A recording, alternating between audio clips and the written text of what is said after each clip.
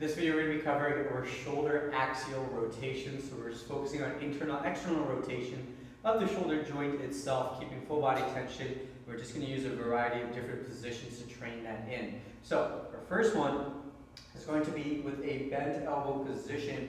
Now, key things here is to make sure that we're not keeping our ribs flared and too depressed here. Try to find a nice neutral posture throughout, and we want to make sure that when we bring the arms out to the side and elbows, wrists over the elbows, I don't want to feel my upper traps taking over too much either. So once I've established a nice rib cage down position, my tailbone slightly tucked, glutes are engaged as well. We bring the arms out to the side, wrist over the elbows at about 90 degrees. Now we're going to create our full body contraction through here, use the percentage as prescribed. And then as we create and maintain tension, we're going to first try to slowly rotate into internal rotation of that shoulder joint, finding the furthest active range of motion we can access without compensating. Pause for about 3 seconds in that end range position, and then you're going to slowly try to reverse that direction into the opposite side. Find as much external rotation. Now as we go through this part, we want to avoid flaring the ribs and overextending the spine.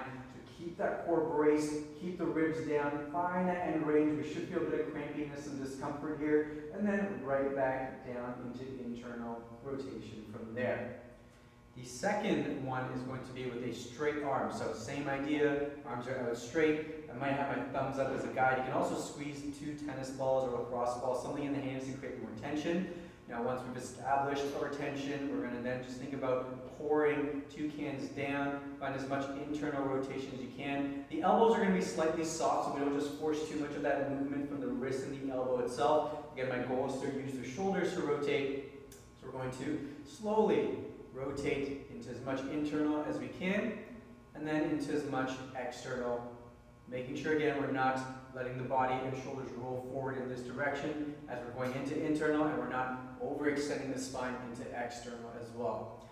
The final one is going to be in shoulder extension. So what we want to do here is we're going to just bring the arms back into active extension range, making sure again we're not going so far where I'm overextending or letting my shoulder shear and translate forward. So create my squeeze, arms back, and then same idea, nice and slow, working through internal and external rotation of that shoulder joint in that extended position.